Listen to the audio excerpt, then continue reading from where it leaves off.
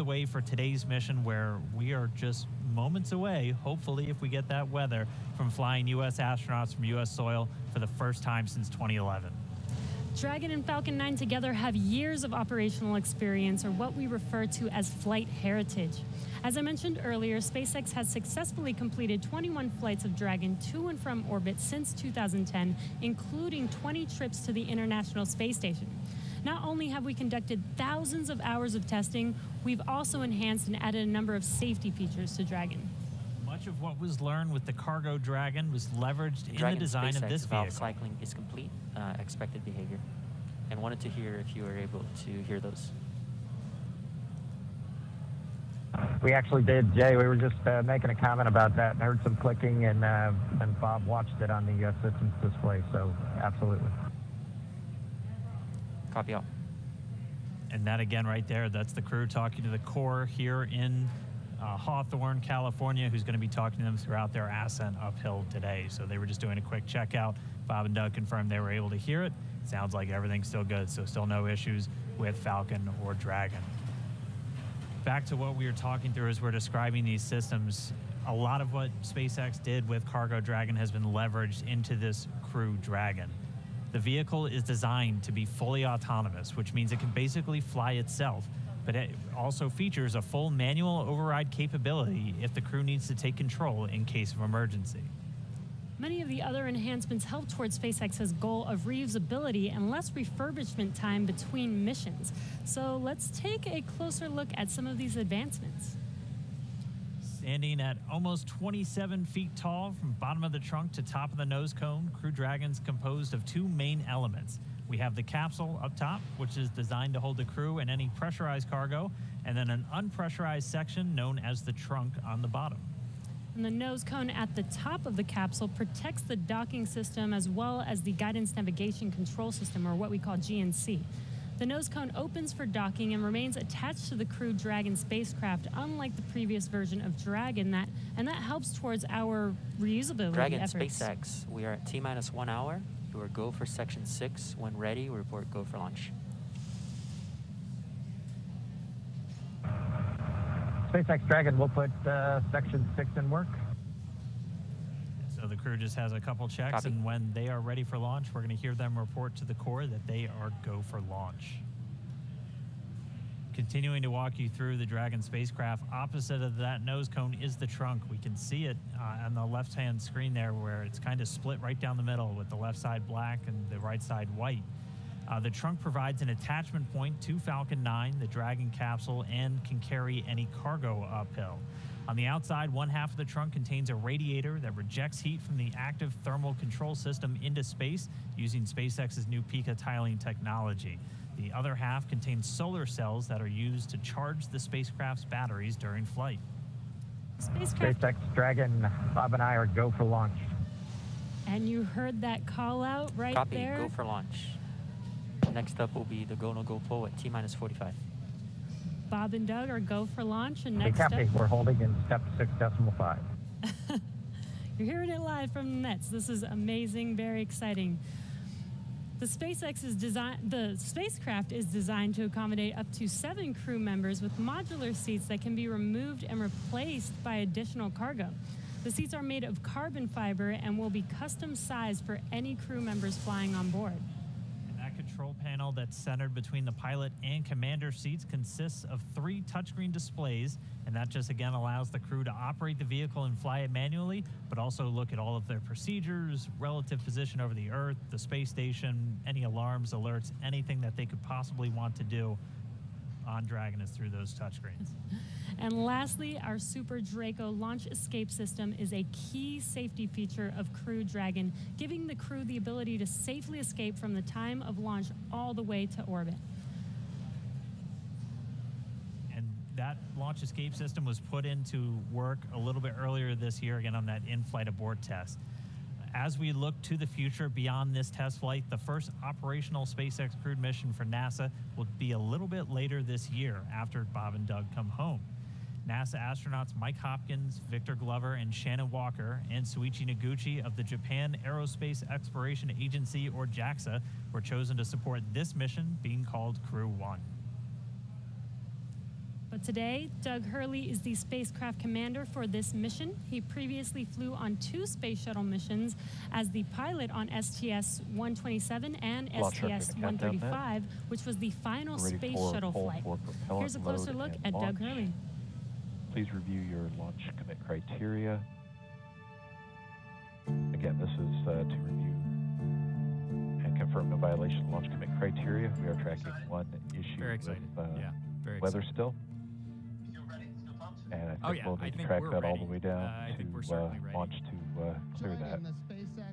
This polls also go for arming and launch escape system and go for propellant load. And this is the on countdown net reporting that the technical poll was completed. All systems are proceeding. We're monitoring the weather as LD briefed. We're also looking at a watch item on a hydraulics QD rod ring. Ring pressure will come up at -8 minutes 30 seconds, and we'll be able to verify decay rate. No concerns at this time. Everything's reading nominal, but watching that item. No other constraints on Falcon 9 or ground systems.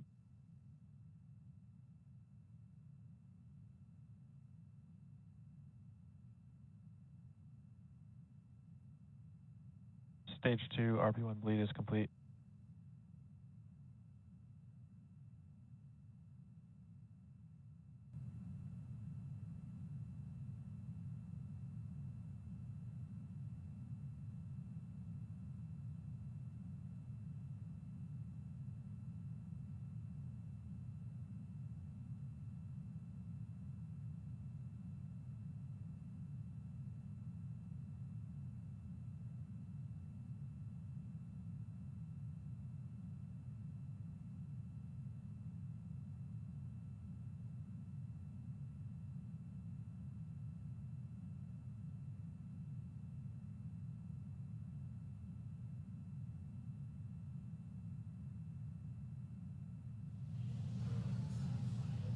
All right, we just crossed the 55-minute mark away from launch. Sitting right next to Doug Hurley, who's closest to your screen, is NASA astronaut Bob Behnken.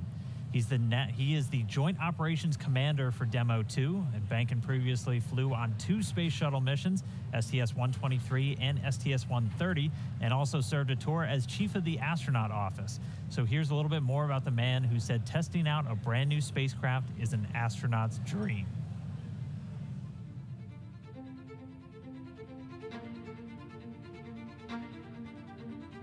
When you go through the launch day preparations, there's a lot of moments that kind of stand out to you. One is the kind of the celebratory piece of it, which is that you're walking out of the suit up room and getting in the vehicle that's going to take you to the launch pad. When you close the hatch, that's really when Doug and I are in the vehicle, and it's our vehicle, and we're really in control of the mission at that point.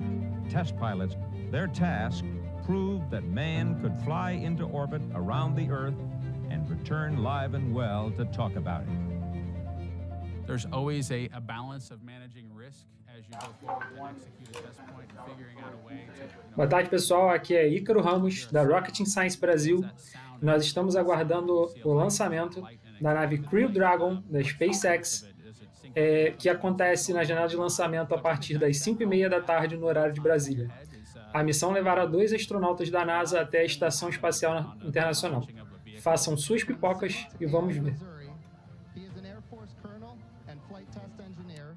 He flew aboard Space Shuttle Endeavour twice. Introducing NASA astronaut Bob Behnken.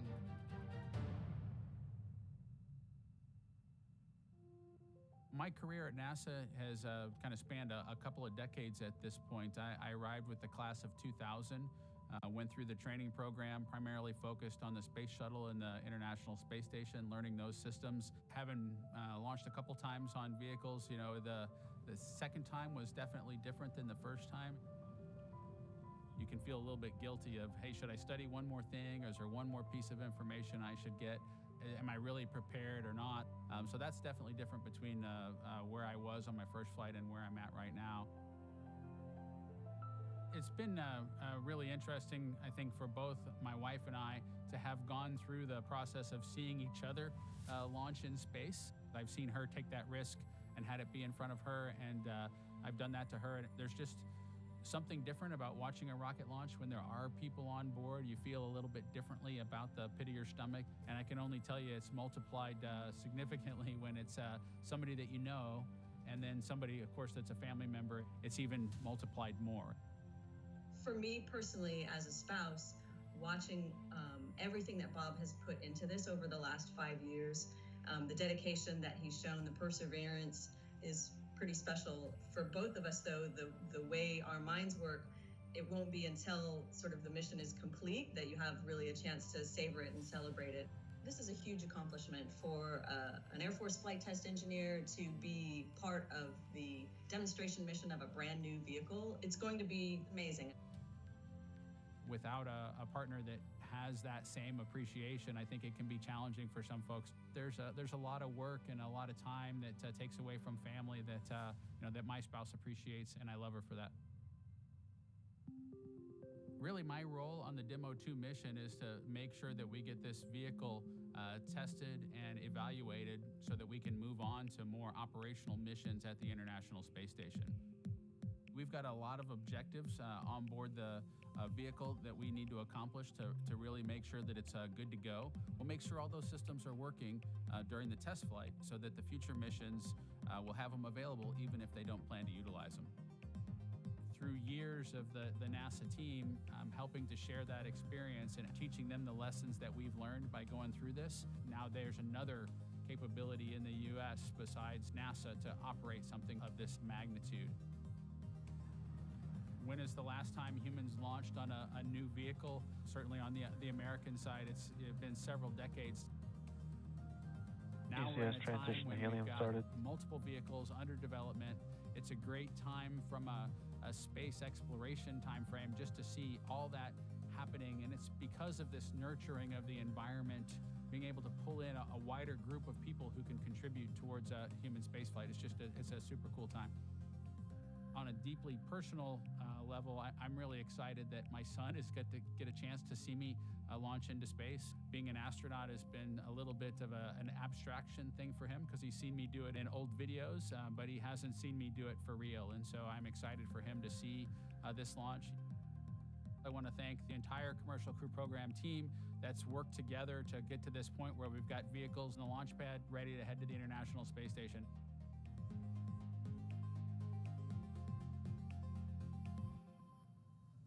We're just over 49 and a half minutes away from launch of the Falcon 9 carrying Dragon to the space station. Right now, the launch director and the launch team are preparing for a readiness for launch poll. In this poll, the 13 members of the launch team will electronically indicate a go for launch. This is also the go for propellant load.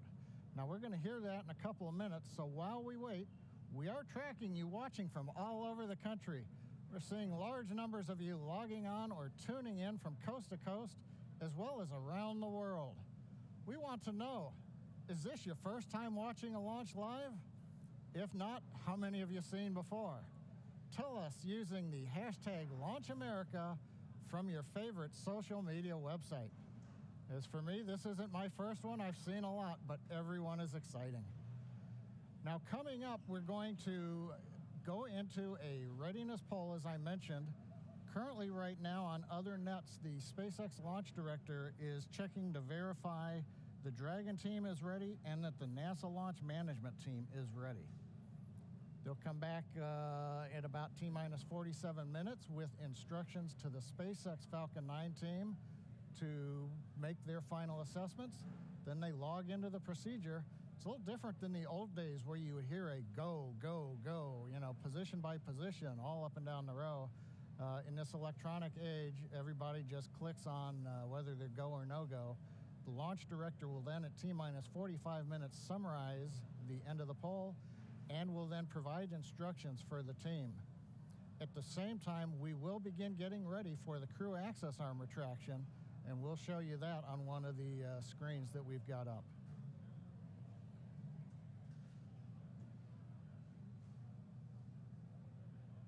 Now, currently, we are continuing to monitor the weather. The weather is still red. It is improving. We're looking at one cell between the radar and the pad. We're keeping our fingers crossed that conditions will improve. but we're going to be watching that for about another 15 minutes. So it looks like we're going to be good to begin propellant load once we hear the pulls, but we still have to get the get the range green so that we can actually do the launch in just 47 minutes from now. Let's listen to the countdown net for a moment.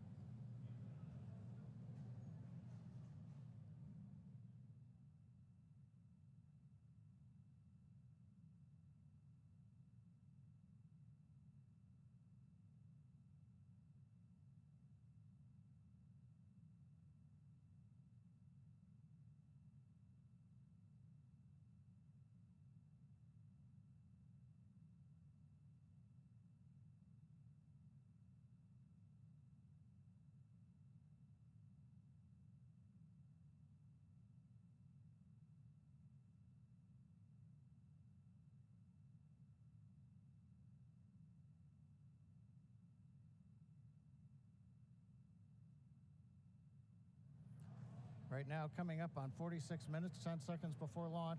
Didn't hear any significant chatter coming over countdown 1. Yes, launch director in the countdown net. Pull is complete, and we have a go to proceed with propellant load. Launch control, proceed with swing in the crew arm. Arming crew arm move in for T-minus 45 minutes. Thank you, launch control. A reminder in control room on hold and launch escape protocol. For non-urgent no-go conditions, brief CE or LD, and it will approve aborting the launch auto sequence and proceed to launch abort. For urgent issues affecting the safety of the operation, operators shall call hold on the countdown net. Launch control will abort the launch auto sequence immediately and proceed into the launch abort auto sequence. Operators shall also advise the launch director whether structural breakup or fire is imminent or occurring per Dragon manual escape flight rules. Remainder on fire alarm instructions. Here in Fire Room 4, in the event of a fire alarm, key operators, previously briefed, will remain at their post while the alarm is evaluated. In the event that personal safety is threatened, we will evacuate to the south-facing emergency exit, which leads directly outside. One final reminder, we'll be arming the launch escape system momentarily. Need all personnel, please stay in your seats from now through orbit insertion and Dragon separation from the second stage. Crew access arm retract has started. And you've heard Mike Taylor, the SpaceX launch director, give instructions to the team. We've also just heard the call. The crew access arm retraction is underway. Great view from the camera inside the White Room as we see the arm moving away from the Dragon capsule, one of the major events necessary to get down to T0. The next one coming up will be arming of the escape system on the Dragon capsule. Now, right now, the next plan for Falcon 9, T-minus 35 minutes. Abraço aí pro Neilson, da Rocket Science, a galera que está comentando aí sempre aí no nosso chat aí de comentários. Vou estar sempre por aqui batendo um papo com vocês, ok? Vamos assistindo aí, vamos fazendo a pipoca, aí o Alan deu a dica de pipoca, vamos fazendo a pipoca, vamos assistir esse maravilhoso lançamento.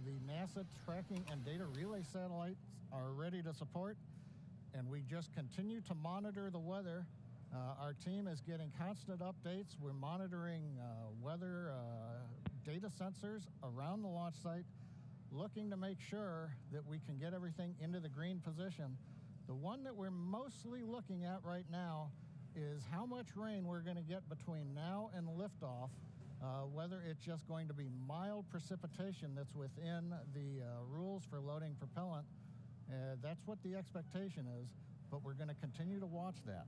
So fingers crossed, but right now coming up at T-minus 43 minutes, 18 seconds and counting, everything but the weather's go, and the weather is trending in the right direction. So we've got our fingers crossed here.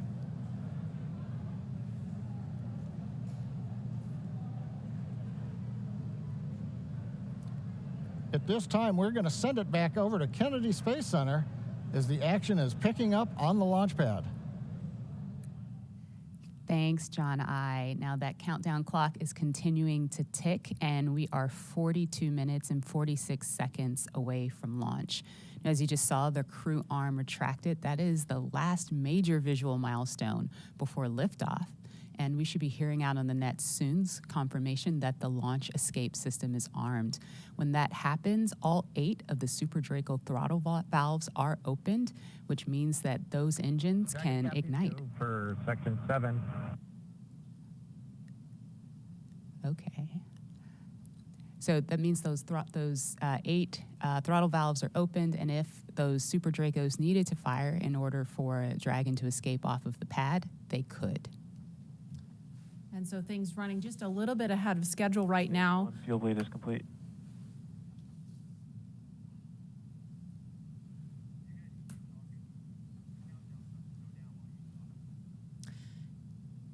Now, we just saw the crew access arm retract just a minute ago.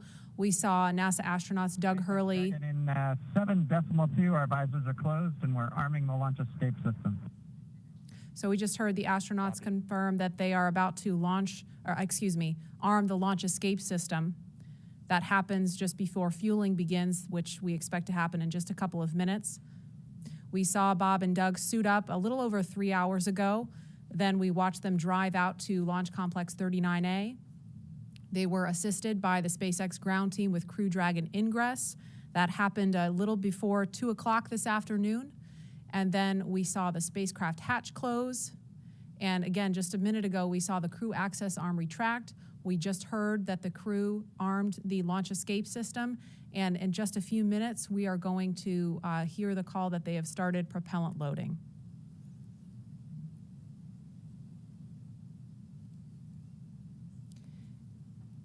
Launch escape system is verified armed. So we just heard that verification that the launch escape system is armed. We're switching to Jan2.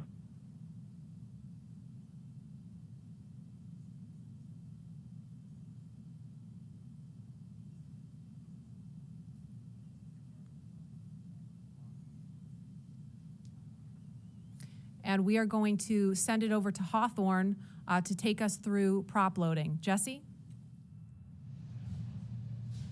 From the parachutes to the launch escape system, SpaceX has designed Crew Dragon and Falcon 9 to be the safest launch vehicle ever flown.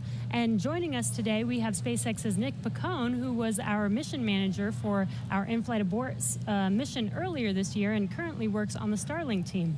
Thanks for joining us, Nick. Hey, Jesse.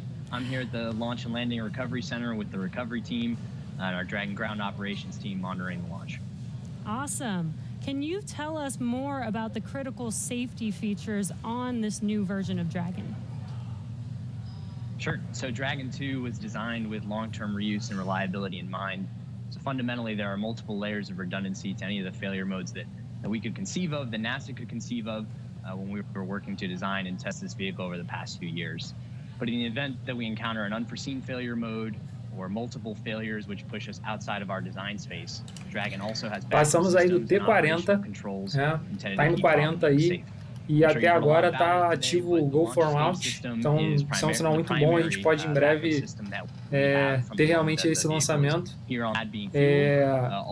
Elon Musk mais cedo colocou que a gente tinha 60% de lançamento hoje, a porcentagem de previsão do lançamento, e aí a gente acredita que realmente a gente tem esse lançamento hoje, mas pode ser que ele não ocorra e a gente tenha que mexer nele para sábado, mais tardar no domingo, que são as 2 janelas de backup que tem para o lançamento, tá, gente?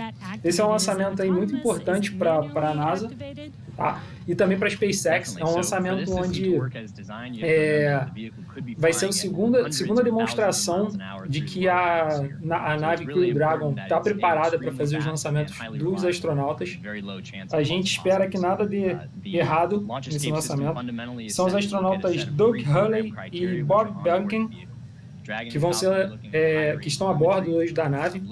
A NASA não lança astronautas do solo americano desde 2011, com a aposentadoria dos Space Shuttles, e esse é um bom retorno aí para a NASA voltar a fazer os lançamentos na mão da SpaceX, onde a gente teve aí nos últimos momentos, nos últimos meses aí uma pequena guerra comercial entre a Boeing e a SpaceX para fazer esses lançamentos, a Starline e a Crew Dragon, e aí tudo indicava que a Starline ia ser lançada primeiro, sendo que por toda a batalha aí, eles conseguiram lançar a Crew Dragon no Demo-1, que foi um sucesso aí, e depois de todos os ajustes, agora é o lançamento do Demo-2, onde a Crew Dragon leva esses 2 astronautas da NASA diretamente para a Estação Espacial. Então vamos acompanhando aí, gente. We had Dragon autonomously trigger the launch escape system based on a reconfiguration of those triggers I was just talking about. And thankfully, we had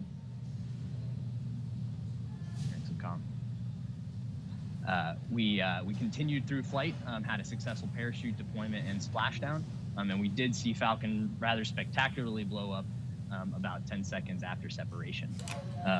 It's important to recognize that all of that happens. Galera que perguntou aí qual é da camisa, uma alusão aí ao Space Shuttle. Oh, yeah, that sounds amazing. NASA. Thank you so much, Nick, for joining us. E a escrita antiga da NASA aí, Enjoy the launch today. Que é a escrita que foi colocada na nave. KSC with Lauren. Thank you, Jesse. A NASA tem a logo maior, que é a logo com o planeta, né? Mas na época dos primeiros lançamentos não se tinha uma impressora que fosse capaz. Vou mostrar a camisa de novo, que não apareceu. Space Shuttle. Hey, Marie and Lauren, I am getting goosebumps over here. This is an exciting moment. When I was sitting in the vehicle, when we retracted everything, when all the prop was getting loaded up, I was just going through my crew. E aí, como eu estava falando, ainda estou meio confuso com esse lance de nave, mas a gente arrebenta. Vamos lá. E aí, essa logo antiga, não se tinha as impressoras para fazer a impressão nas naves desse desenho que está aqui vocês podem assistir aqui, ó, que é esse símbolo da NASA, né, com o planeta. E aí foi feita essa logo chapada lateral, né, que era mais fácil de imprimir. Tá, gente?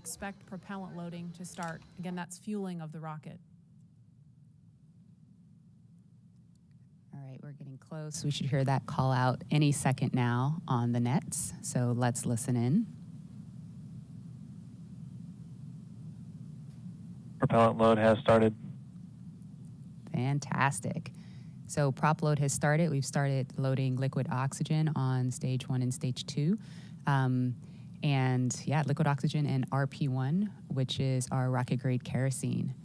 So now that we are 34 minutes and 42 seconds away from the first launch of astronauts into orbit from American soil since 2011, we know that the launch escape system is armed, which happened just before fueling. Dragon prop load happened weeks ago, actually just a few miles down the road at what we call Dragon Land. And those propellants, which are MMH, or monomethyl hydrogen, that's our fuel, and NTO, or nitrogen tetroxide, that's our oxidizer, those not only feed the Draco engines that propel Dragon on orbit, but they also supply those 8 Super Draco engines of the launch escape system. So I have one right here, a little model. It doesn't come off the stand. Don't break it, Lauren. All right, I know, it's very nice. So as you can see, the Dragon is actually broken up into 4 quads, and each quad has 2 of the Super Draco engines for a total of 8 of them. And as I mentioned, they are biprop engines. They have MMH and NTO as their oxidizer. Now, most abort systems from past space vehicles, I believe like Soyuz, Mercury, Apollo, they all had a pointy escape tower on top where there was essentially like a mini rocket engine or a series of rocket engines on top. And if they weren't used, that escape tower would have to jettison itself from the vehicle. If it was used, it would be used to lift the vehicle off of the rocket. Well, Dragon is a little bit different in that its escape system is actually integrated into the vehicle, and that's great for a couple of reasons. One less thing you have to jettison on a nominal flight, and so they're pretty dormant, just those throttle valves open unless they're used, and hopefully they never have to be. The other thing that offers you is the ability to escape from the pad all the way to orbit. Right. Because if you jettisoned your escape system prior to that, you couldn't. That's Little Dragon there. Again, right. New era, much safer design. Yeah, absolutely. Thanks for walking us through that, Lauren. Again, The launch escape system is armed. That protects Bob and Doug so that if something were to go wrong, they can shoot off of the pad away from the rocket and parachute to safety in the ocean. That is such a crucial safety capability. And so now we want to go over to Hawthorne for an operational update with John. Thanks, Marie. We are counting down those final minutes. Everything is still looking good on the Falcon 9 and the Dragon vehicles for an on-time launch, but weather is trending the wrong way right now. We're keeping our ears open in case we hear that the weather is going to be no-go for the rest of the count. Right now, we are counting down at T-minus 32 minutes. Stage 1 locks and Falcon 9 RP1 did flow rates are begin nominal. propellant load at T-minus 35 minutes, right on time. The propellants we use on Falcon 9 are a fuel, which is rocket-grade kerosene, also called RP1, refined petroleum. Então, pessoal, como o Ney falou aí, 35 minutos que estavam faltando para o lançamento. A gente teve aí o Falcon 9 já sendo abastecido. Os astronautas já começam a sentir um pouquinho aí o fluido de combustível entrando no tanque. Estão no tempo final de preparação aí. A gente vai bater agora T30 em breve. Ainda continua aí o Go Launch, não teve nenhuma mudança, então vamos ficar na guarda aí. That's the bottom 2/3 of the stack of the vehicle you can see on the left. The first stage is that long white cylinder at the bottom plus that black cylinder called the inner stage. That's the entire first stage that we're loading with LOX and RP1 kerosene. That's the part that comes back to Earth. The second stage just above it, the white cylinder, and then above that will be the Dragon trunk and the capsule. Now currently the second stage is also loading fuel with RP1. That's about 8% full right now. We are loading liquid oxygen on the first stage. The second stage liquid oxygen load will begin at T-minus 16.5 minutes if the weather cooperates. So LOX loading will then continue on both the first and second stage until the last few minutes of the countdown. Helium loading is also underway into pressure vessels on the second stage. We use that to pressurize the tanks in flight as the propellant is being pulled out by the Merlin turbopumps. Dragon on board the spacecraft. You can see the astronauts are monitoring systems while propellant is loaded into the Falcon 9. Now, when we flew the first demo flight last year and then the in-flight escape test earlier this year, the sounds inside the Dragon capsule were recorded. So as part of the training, the sounds of the propellant loading were played back to acclimate the crew to what they're experiencing. Interessante a mensagem do Marcos Felipe dizendo sobre o coronavírus lá para ISS para os alienígenas.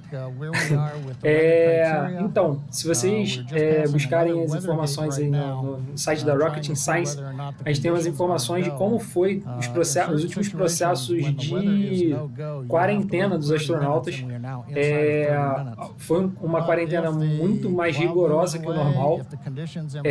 No começo da transmissão da NASA hoje à tarde, vocês tiveram, quem conseguiu assistir, pôde ver que os astronautas estavam bem espaçados aí numa distância de segurança do Elon Musk na hora da entrevista, até na hora das fotos também teve um espaço bem diferente entre eles para que não tivesse nenhuma contaminação, e todo o processo de quarentena também foi bem rigoroso para que não tivesse nenhuma contaminação, já que eles estão indo para a estação espacial e tem outros astronautas lá.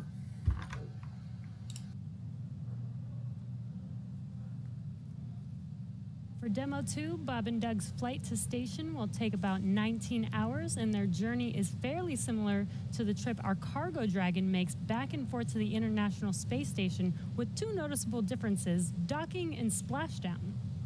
As we await T-0 in just a little over 28 minutes from now, ground operations teams just doing those final series of system checks, making sure both Dragon and Falcon 9 are ready for liftoff, and really keeping an eye on that weather. You're just continuing to get live views of the teams. You've got Falcon 9 and Dragon on your left, and then Bob and Doug on the right as they prepare at the Cape for liftoff.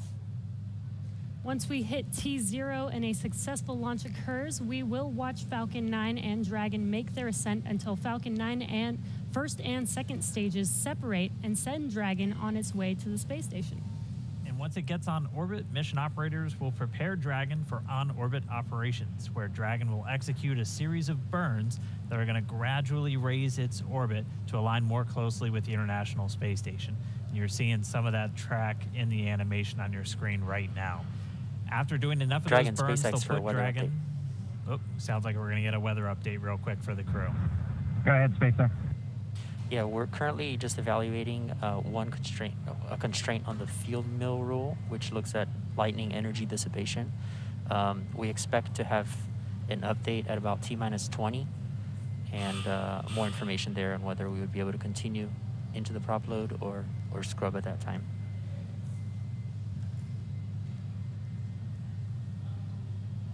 Okay, Jay, thanks for the update. We appreciate it. Copy. So I'll give you some more words in about 6 minutes. Okay, so it sounds like we're going to find out in about 6 minutes if we're going to have enough time. And John, I was referring to a couple of those weather situations where we have to have a certain amount of time. In this case, with the field mills, about 15 minutes. So they have until about 16 minutes and 30 seconds to really make sure that we're going to have enough time for that to dissipate. So we're going to be listening for that weather update in just a couple of minutes, but it is going to be a pretty interesting trip uphill for them once they actually get on orbit. And a very exciting countdown with 6 minutes to figure out if we are launching today. But targeting back to what we were talking about, next Dragon will make its approach and actually dock with the space station. This is a very different process from what we've seen with Dragon cargo deliveries in the past, which used a process called berthing. Now, berthing requires a spacecraft to approach the station and then stop so a crew member can maneuver the station's robotic arm to capture the spacecraft. Docking on this version of Dragon can be done autonomously. Stage 2 cryo-helium load started. Autonomously with no crew aboard the station. It's typically a faster process, both when arriving and leaving, but it does still require pinpoint accuracy to approach safely. Once captured, a spacecraft then gets attached to a common berthing mechanism. It's the same type of port that we use to connect each of the modules together on board station. It's a little bit slower process than docking, but the hatches are significantly larger than docking ports, which makes them perfect for bringing up large cargo items. Dragon will spend up to 120 days docked before preparing to return home. Following successful completion of Dragon's Então chegamos test aí até objectives 25, and cargo pessoal. loading operations, the crew Faltam will 25 close out minutos the para o cabin, lançamento. perform final system checks, Até agora and configure também, the vehicle for undocking. apesar de todas as Once the possibilidades aí automated undocking sequence is complete, climáticas, Dragon will complete two o departure Go burns Launch está using its ativo. Draco engines, Então vamos pushing it continuar away assistindo from aí. the space station. Eu em breve vou fazer minha And pipoca after Dragon aqui. departs the station, it's ready for its trip Tá tendo uma home. demonstração aí de That'll have como deorbit será entry and landing, o number of other acoplamento. operations. If you're looking at Né? this animation, it might look like we're playing the one we played originally in reverse, because that's kind of how Eu vou it fazer goes, minha but just a pipoca, em little breve eu bit tô de quicker. volta com vocês. Um All abraço the aí a todo operations mundo que está following the final assistindo. departure maneuver will include things Mandar um like abraço aí trunk pro pessoal de separation, Londrina, closing mandar um that abraço pro nose pessoal cone aí do again, Rio de Janeiro também que está executing a assistindo. deorbit burn, and once they're inside the Vamos atmosphere, divulgar deploying bastante, se manter aí no drogue and canal. then main Vamos assistir aí parachutes, enquanto and está then tendo finally esse tempo de splashing down lançamento. off the Florida coast. Dá uma Launch team passadinha lá nas time nossas to move comunidades, in, get Bob and nosso Doug Facebook, up out of nosso the grupo water do and get them out of the Facebook. capsule once they're on the Lá no boat. nosso site também, So, we have 4 minutes now until we rocketeamsciencebr.com. get that next Vocês vão ter, expected ou weather update. busca na Let's go Google down Rocketing now to Science the Brasil. team at Vocês vão Kennedy. ter Murray? os links para os nossos canais, if you're just Telegram, joining us, we are todos os now nossos canais. T-minus O tempo 23 aparentemente está minutes and 48 começando a querer dar uma from the first limpada launch of lá. astronauts to A the gente vê aí International no Space Station vídeo from aí US que foi soil colocado in agora. 9 years. We're Então going to vamos find out esperar in que less tudo than dê 4 certo minutes if the weather looks good nesse for tempo de that. lançamento. And this will mark the beginning of a new era where more people will be able to fly to space than ever before. In fact, we took a poll a little bit earlier to ask you if you had the opportunity to fly to space, would you go? And 86% of those of you watching answered that you would go to space. That's an incredible number. I think, realizing that you don't have to be a military astronaut or a NASA astronaut to fly in space. You can be a regular civil, just a regular person going up to space on a SpaceX type rocket. So I think that's why the numbers are so high. Yeah, and we are really thrilled to see all the folks watching along online. I know we certainly hope that that this is a go, but we're going to hear a little bit of a weather update in less than 3 minutes now. And Leland, I know they're waiting for a weather update, and they've come, almost all the way down the count. What do you think Bob and Doug are thinking about right now? You know, we on 120 SES 129, we were having some weather problems, and I think we were getting close to the countdown, and then it seemed like the sky just cleared up right above our heads. We saw it, and we knew we were going. And you know, we always know that, you know, you can have any types of delays, fuel, prop delays, all kinds of things that can happen, but we've trained over and over and over again for these types of scenarios. And so, you know, we want to be safe. We want to be safe for our families, and we'll, you know, do this another day if it doesn't work with the weather. I love that John I always says weather. It's that thing that everybody talks about, but no one can do anything about it. I know. And it is this interesting thing of just, you know, succumbing to Mother Earth. She's going to tell us if we can go or not today. Right. Yeah. Well, if it happens, I mean, look at it this way. Bob and Doug got one really great rehearsal in, right? It's always best to practice and practice and practice, yes. So again, we're less than 2 minutes now from that weather update that is going to go directly to Bob and Doug, and we will quiet down so we can listen in for that, because I know we can't wait to find out what that is. And those of you watching that have been following along, we are eagerly awaiting to hear whether the weather is going to be a showstopper today.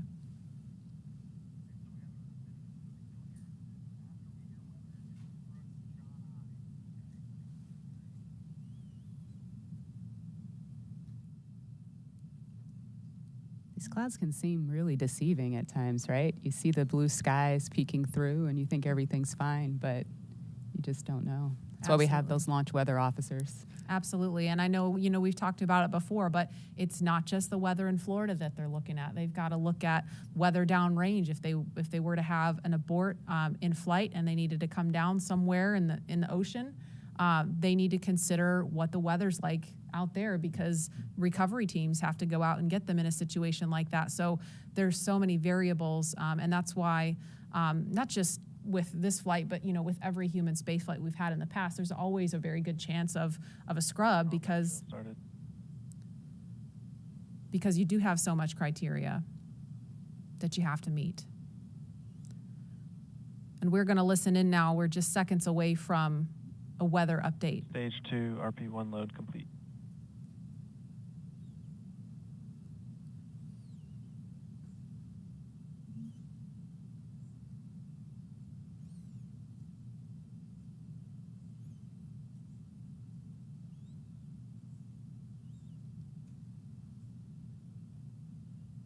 That is liquid oxygen you see venting off the rocket. That's completely normal and expected.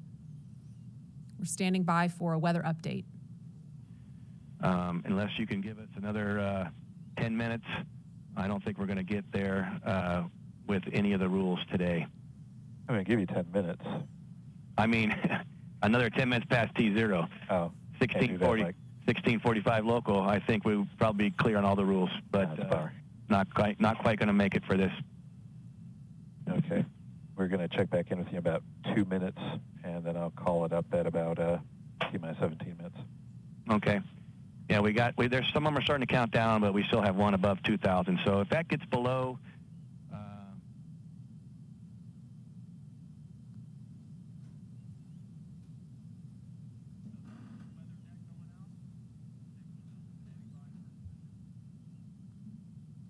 And that didn't sound great right there. That was the weather net going out, but we're still standing by for a final decision.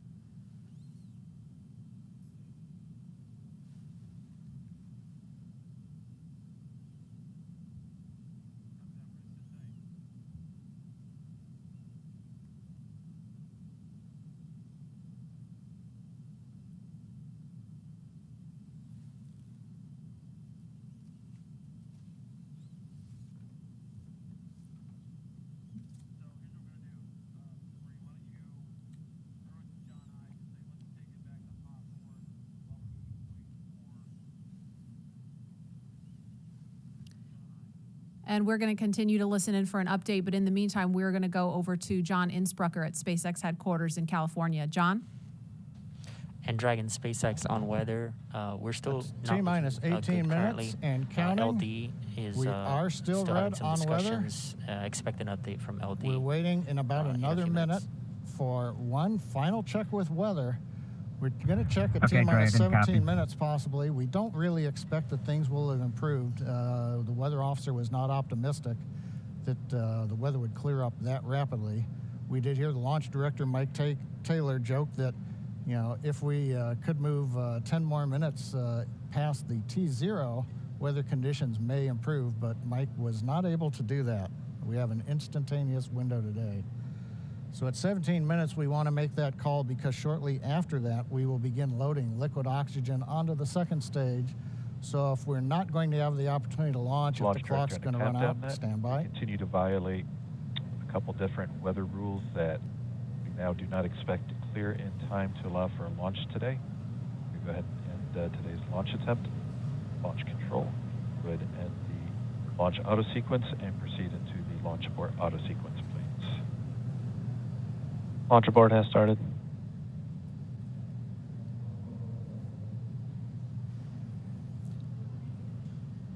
And Dragon SpaceX, unfortunately, we are not going to launch today.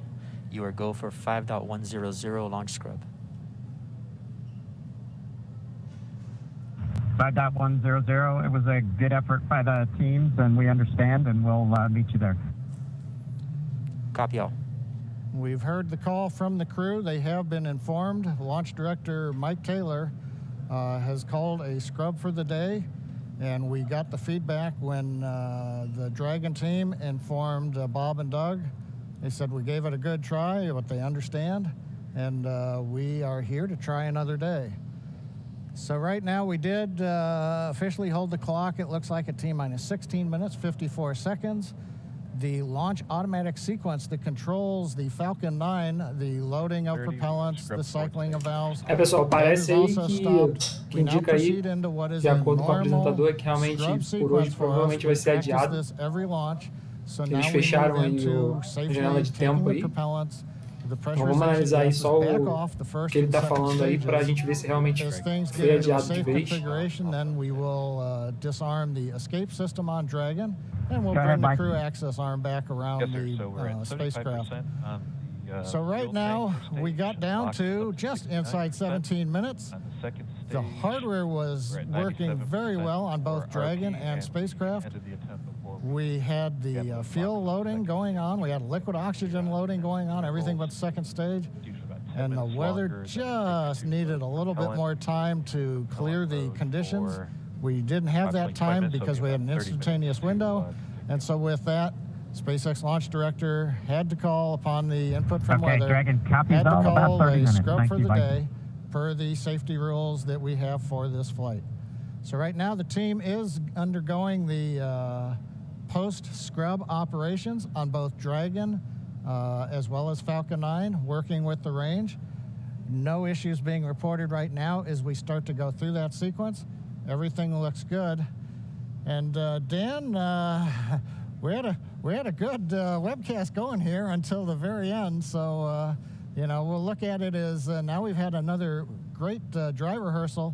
Last Saturday we did a dry one, I should say, and today we've done a wet dress rehearsal.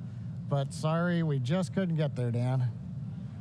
Yeah, thanks, John I. And obviously we can't control the weather. We came right down to the wire there, hoping we could just squeeze in between those cloud systems to get a launch today, but it wasn't to be. But it doesn't mean we're done. We're going to have another Só foi attempt iniciado coming o up in processo just 3 de aborto days, da so we're missão, going to be doing né? this all over again, essentially on Saturday. Até o Neilson explicou aí também nos comentários que o tanque de querosene estava tudo cheio, então a gente vai aguardar também a retirada dos tanques, do combustível, dos astronautas. Realmente eles devem estar bastante ansiosos e tristes nesse momento, né? Mas a segurança é mais importante, então o tempo não estava legal e com o tempo legal não dá para fazer o lançamento lá. Provavelmente eles vão aproveitar a janela de backup, que é sábado ou domingo, para fazer o lançamento. Mais provável no sábado, o lançamento vai ser feito. Possibility of violation, so weather a little bit better, but we're still going to be kind of rolling the dice. It is Florida in the spring and summer, so storms are always a possibility. One of the good things, though, the vehicle appeared to be in great health throughout the day, both Dragon and Falcon 9, so we didn't have to scrub for any technical issue.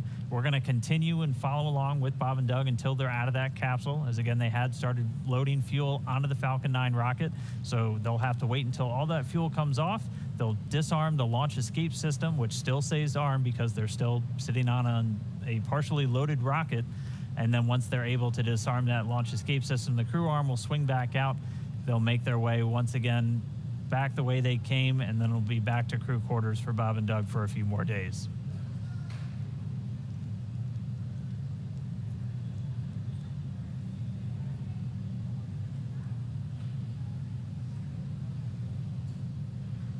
But if you're just now tuning in, wondering why we're not still counting down, we did have a launch scrub today. We were just a little under Stage 1 17 launch minutes. and fuel flow rates are nominal for offload.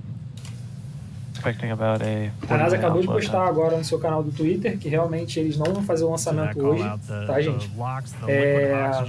Eles vão aproveitar, por conta das condições climáticas do local, e eles vão aproveitar a janela de lançamento que se encontra no sábado, 30 de maio, às 3h22, 15h22, no horário local. No caso, para a gente que será às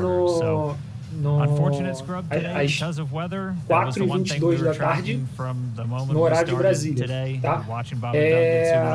A cobertura vai continuar aí um pouco para fazer a retirada dos astronautas. Então, se vocês quiserem acompanhar, a gente vai deixar o canal aberto. E no sábado a gente vai estar também disponibilizando esse canal aí para divulgação científica, que é sempre bom, mostrando aí o lançamento, que se Deus quiser vai acontecer no sábado. As condições climáticas nos permitirem. They're still going to have a 19-hour flight to station if that's when we launch. And a lot of the stuff that we saw today is going to look very similar, but we're just going to have to try again, cross our fingers, hope for a little bit better weather the next time. And again, this goes with every launch. We do track everything all the way down to T0 to make sure that everything is go, making sure that the range is go, weather is go. So this is standard procedure. We always tend to make sure that we have a backup day, launch day, in case we do have scrubs like today.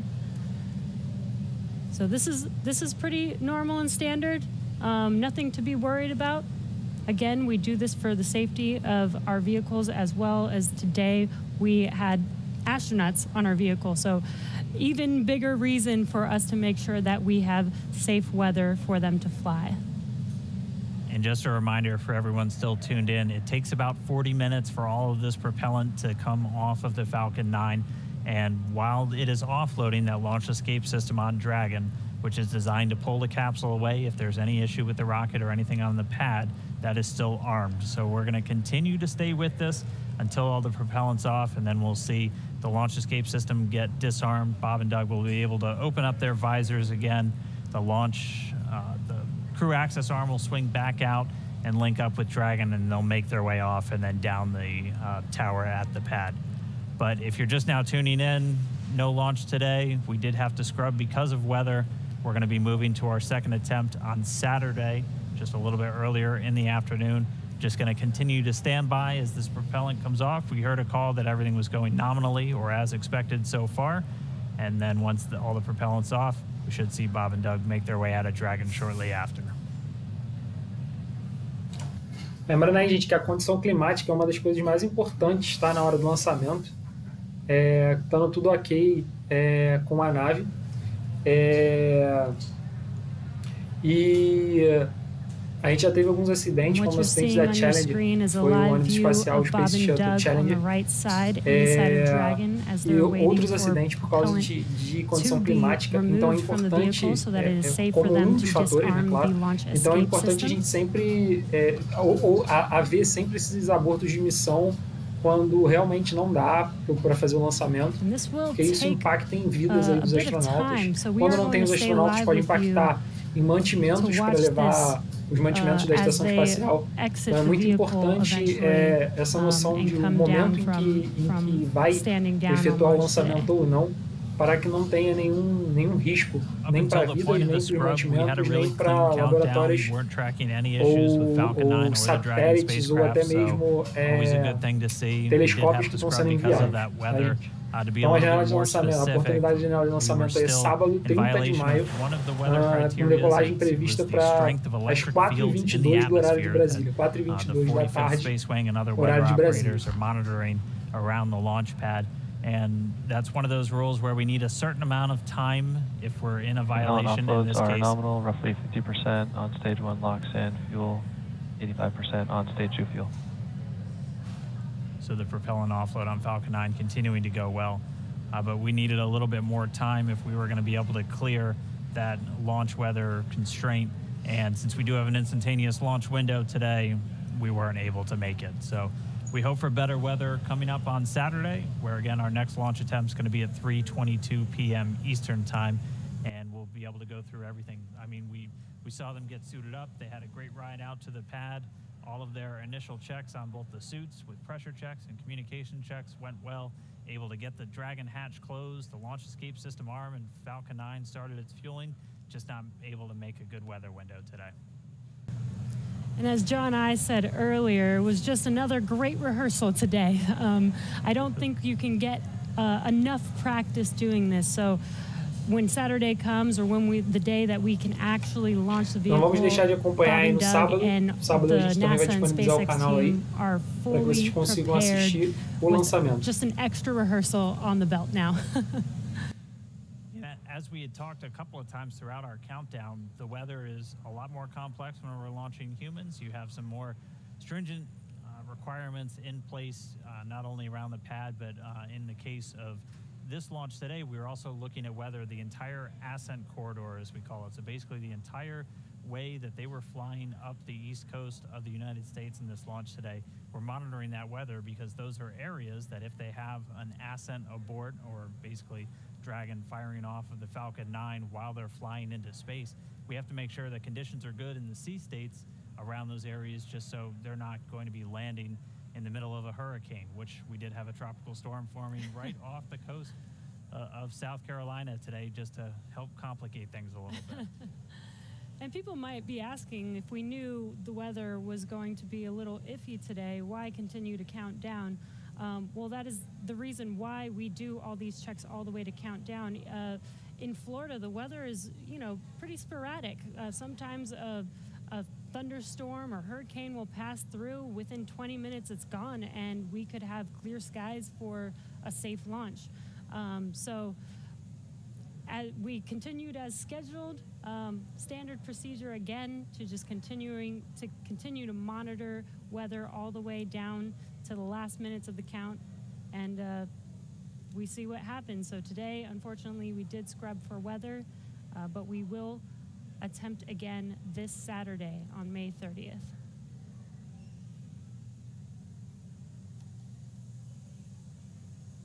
And Dan, Jesse, a couple of things to add on there. Right now we are 11 minutes after the scrub was called. Liquid oxygen and fuel are coming off of the first stage. Hard to tell from the view. It's still a little misty around the tank because there's locks on board. But we're between half and a third of each of the fuel and LOX tanks filled on the first stage. So propellant coming out right per plan. The second stage fuel tank is offloading. That's going slower, but it's also a smaller tank. It doesn't take very long to either load it or to offload it. The other thing that we're working on is the high-pressure helium spheres, as well as the nitrogen spheres for the landing leg system. The pressure will be brought down on those, eventually getting it down low enough to where people can re-enter the pad area. So right now, the team is preparing, once they get a permission, the SpaceX ingress-egress technician team will come back inside the caution area around the pad, make their way up when conditions are right, open up the hatch, and assist the astronauts out of the Dragon. I'd like to point out that for those who are wondering whether or not, having gone through this, putting propellant, pressurization gases on, getting fairly close to launch, whether that has done anything to wear out the Falcon 9 or the Dragon, the answer is no.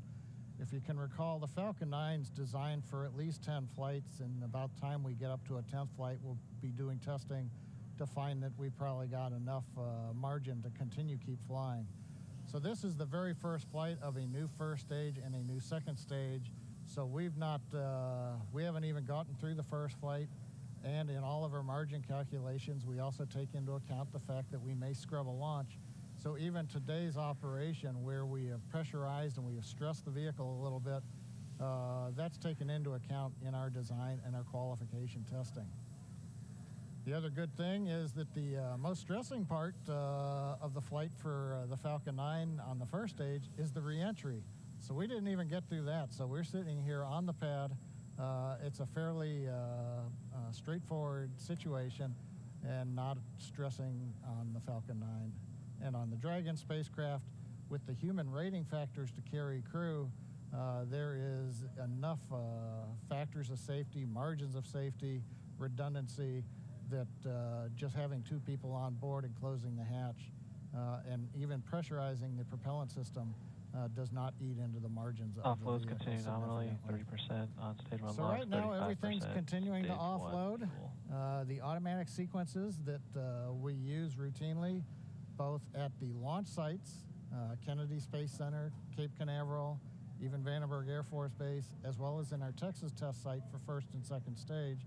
Those sequences are running. Propellant is coming off of the vehicle per plan.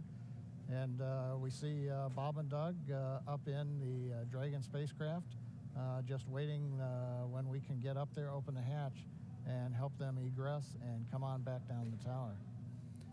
And the other thought I had, Dan and Jesse, is right now we are coming up on what would have been T0. And I'm wondering 10 minutes from now whether the weather officer would turn around and say, yes, it turned good. You just didn't have a long enough window. We only had 1 second and we needed 10 minutes. So we'll have to ask offline and say, hey, did the weather conditions improve? And one thing I'll tag on to that Dan was mentioning and Jesse was talking about, the launch opportunities. The launch window does move earlier on Saturday a little bit. So it just happened to be Orbital Dynamics said today, if you want to go to the International Space Station and you want to launch northeast, which is the approved trajectory, you have to go right at 4:35 p.m. Eastern Daylight Saving Time. You pick another day, the T0 moves.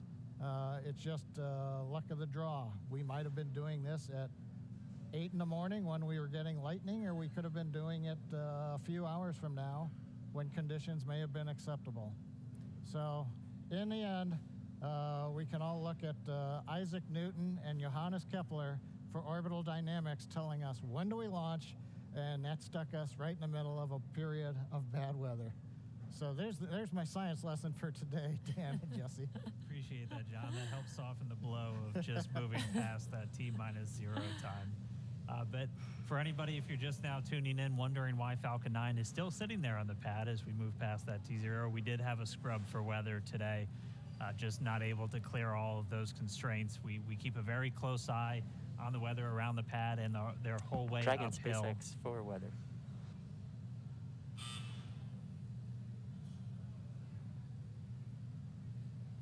Right now, Bob and Doug are still inside of Dragon, go ahead for weather. Yeah, I just wanted to give you some more words on the scrub rationale. Yeah, so we basically scrubbed due to 3 rules that we were violating. All 3 would have been expected to clear 10 minutes after our T0 time. And those 3 were natural lightning, the field mills, and the attached anvil.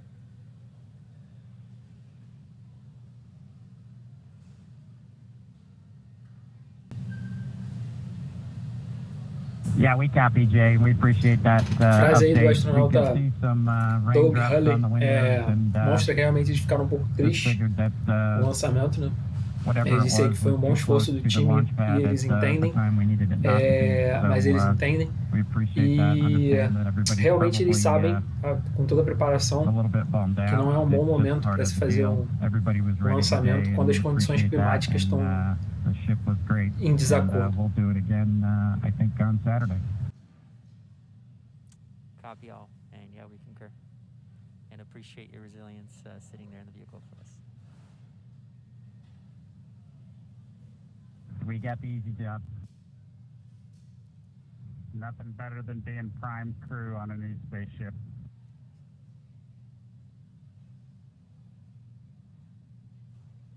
Copy that.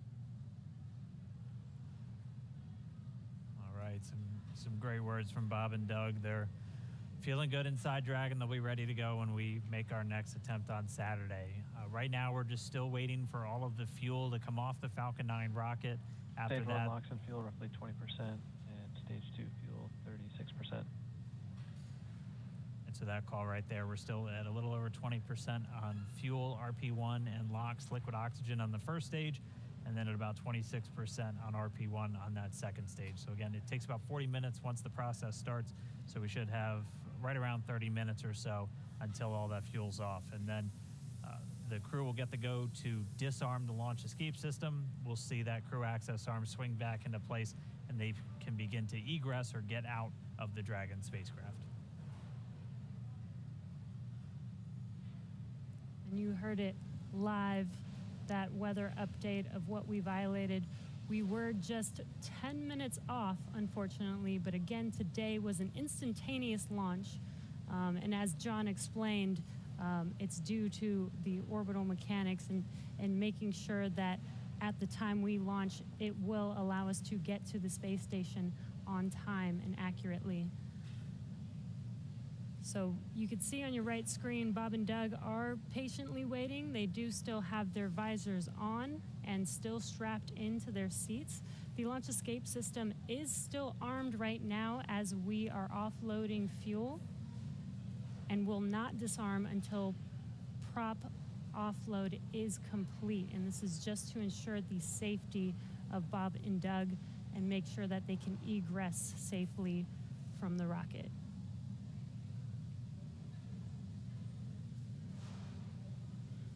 And just a reminder, today, just this first attempt, we're going to be right back here looking like on Saturday for attempt number 2. Launch America is not going anywhere. Still on the track to get Bob and Doug into space, get this Crew Dragon up to the International Space Station. So it's always good if you're going to scrub. Probably rather scrub for weather than an issue on either Falcon 9 or Dragon. And we weren't tracking any issues with the flight systems throughout our countdown today. Everything passed with leak checks on the hatches and the crew suits.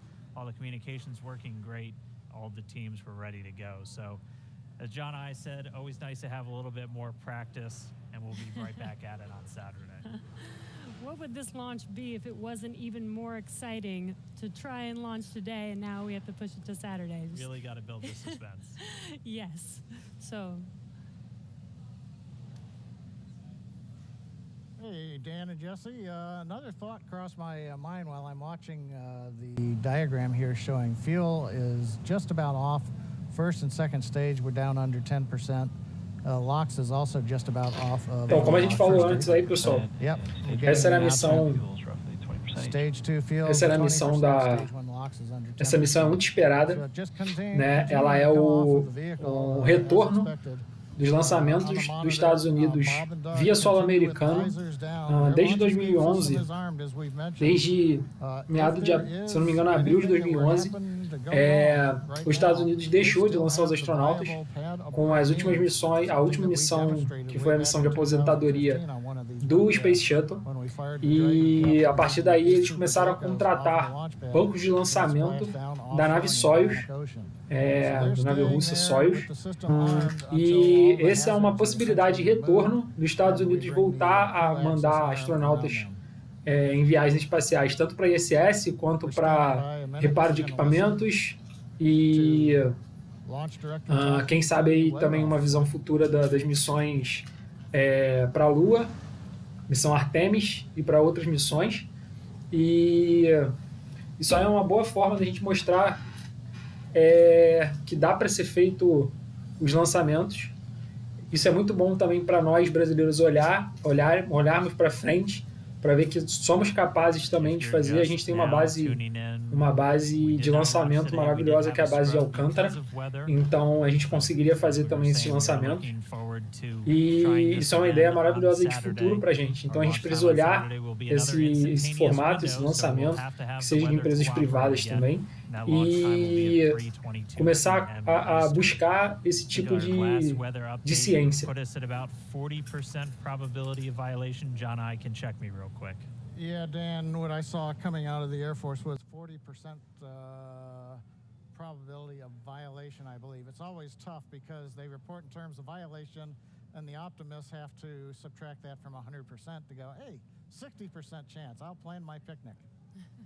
We were listening, the SpaceX launch director, Mike Taylor, was talking to the launch weather officer asking about the 3 criteria that scrubbed us today. It sounds like in another minute or two, the lightning and the attached anvil cloud rules will clear. The field mill rule, charge in the atmosphere, is still bouncing around, and so, hey, we may need several more minutes before that one would clear. So we'd need even longer than 10 minutes in the window today, it looks like, for all the rules to clear. That brings up what I wanted to mention a little while ago. I got lost listening to the weather brief.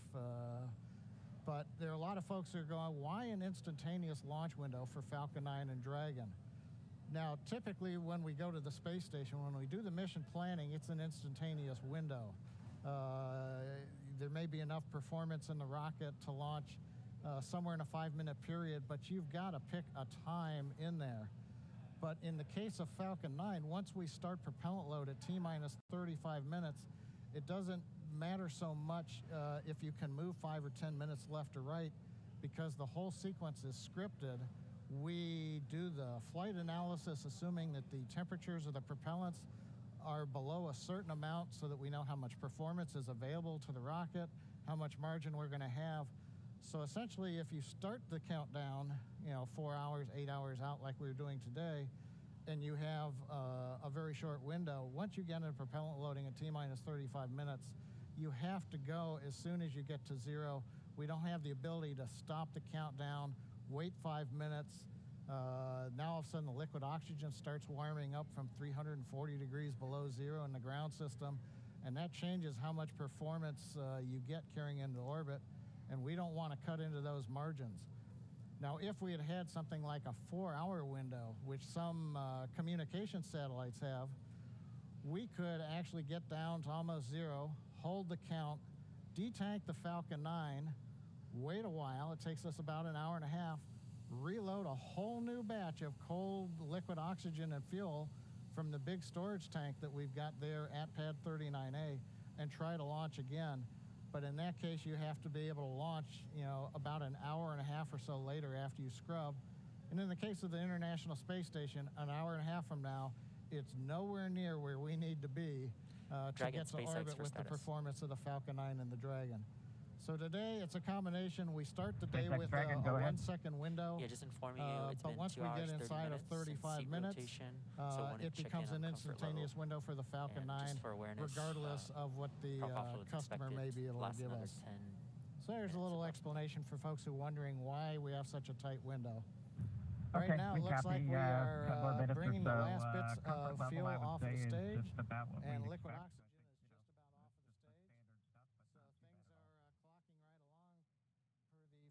Timeline.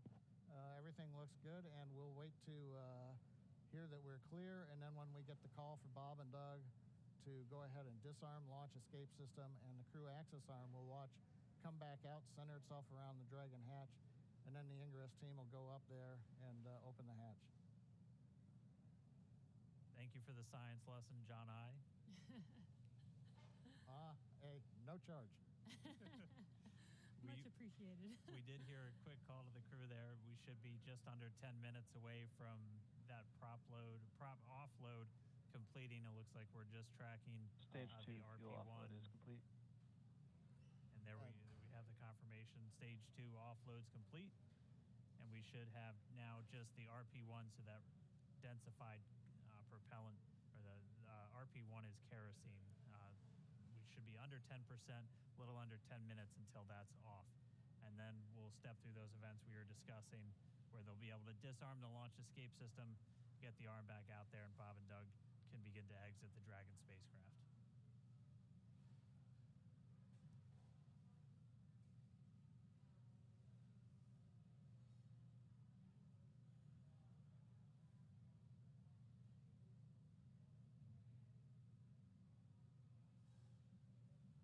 Still not the friendliest skies in the background. That is Florida, though. The weather is constantly changing over there, which is why we always have to keep an eye on it through every single launch that we have out there. Bob and Doug are patiently waiting. As you can see, that is a live view of them on the Crew Dragon vehicle as they're waiting prop offload to complete. Second stage prop offload is complete. We are just waiting on first stage to complete. Stage 1 box offload is complete. Waiting on stage 1 fuel in roughly 5 minutes or so. And again, the launch escape system is still armed. We are waiting for a prop offload to complete before they disarm that, and then they will be able to egress from the Crew Dragon vehicle. We just heard we should be just under 5 minutes away from the last of that fuel coming out of the Falcon 9 first stage. And then we'll see those events start to pick back up, and we'll see the crew arm swing back out. They've been in those seats for a couple hours now. They typically get inside of Dragon a little over 2.5 hours ahead of launch. So they've been strapped into these seats for quite a while. They are custom sized though, so they're as comfortable and as snug as possible. Obviously, since they're going to be in them for a really long time, but most importantly, when you're doing that splashdown at the very end of the mission, it's your car seat, and splashing down or landing on land is not the most gentle of procedures in a capsule. So just really making sure that they're snug inside of that Dragon capsule. But we should be a little under 5 minutes away from the prop offload being completed. Dragon for this mission for almost 24 hours about. So we do want to make sure that they are comfortable and make sure that the suits and the seats are comfortable enough for them to stay in that position for a while. I believe when they get into orbit, they are allowed to get out of their seats and get a little bit more comfortable, but it's a long ride for them. Yeah, once they do get on orbit, they are able to get out of the seats and actually out of their suits too, since for this flight path today, it was going to take them about 19 hours. So Bob and Doug would actually have had about 8 hours to sleep on board the Dragon capsule. So we weren't able to launch today, though. The rendezvous on Saturday should be very similar to what we would have had if we launched today, where it'll take them about 19 hours to get to the International Space Station. So they'll launch, and they'll have a number of different events that we'll be able to walk you through, including manual piloting of Dragon and just really putting the spacecraft through all of the paces before it arrives at the International Space Station. Because, again, this is a test flight, and this is this last test before we certify the Dragon spacecraft for regular crewed flights, which will just be bringing up those long duration, 6-month, maybe even a year-long missions. Right. And it should be a very exciting test flight because it's pretty much like an actual mission. When Bob and Doug get on the station, they will be performing some research while they're up there and performing tests and doing some final things for this demonstration mission. But I mean, just for right now, we are just going to continue to stay with them until we see them come out of Dragon, because the launch escape system's still armed while we wait for this propellant offload to complete. That's just done as a safety measure. Anytime you have rocket propellants beneath you, you want to make sure that we have a good way for them to get out of the way. And so we should be within just a couple of minutes for that final bit of RP1 coming off the first stage, and then we'll hear the crew get the go to disarm that launch escape system. We'll see the crew access arm swing back in. But if you're just tuning in, expecting them to be in space, we did have a scrub today due to weather. Our next launch attempt is going to be this Saturday, May 30th at 3:22 p.m. Eastern Time, And just like we did today, we're going to be bringing you every single step of the way. It's going to look a little familiar if you watched all of today's, but it's going to be just as exciting. I can imagine it might even be more exciting with all the anticipation that we've hyped this launch up for with already going through it all today.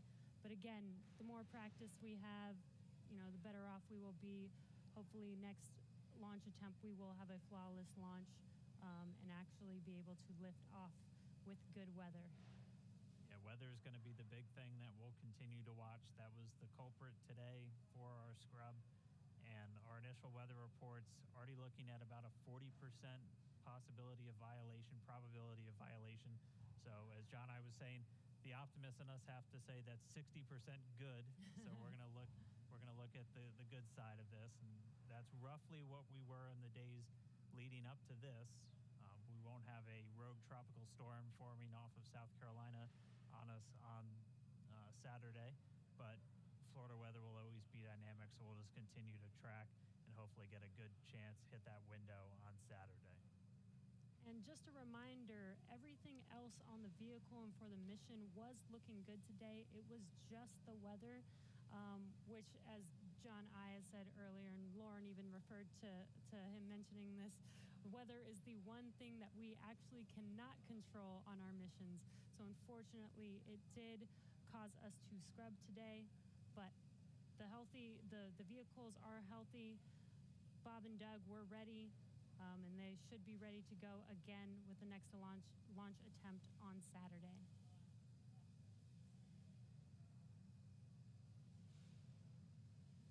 Just looking at our data, it looks like that RP1. Então é isso aí, pessoal.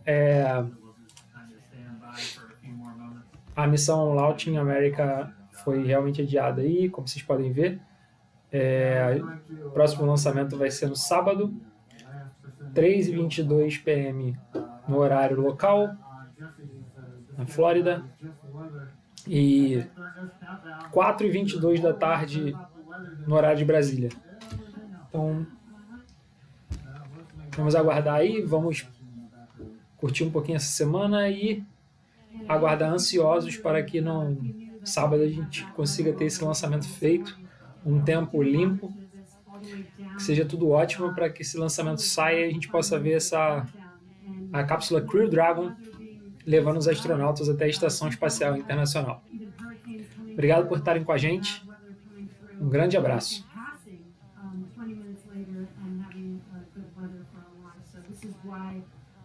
We continued to attempt to launch today, but unfortunately 4T0 today, weather was not on our side.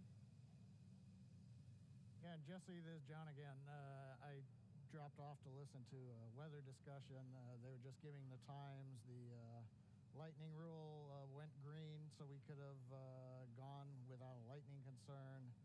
The attached anvil rule cleared, but the field mill rule is expected to clear at 58 minutes after the hour. So that's another 4.5 minutes from now. So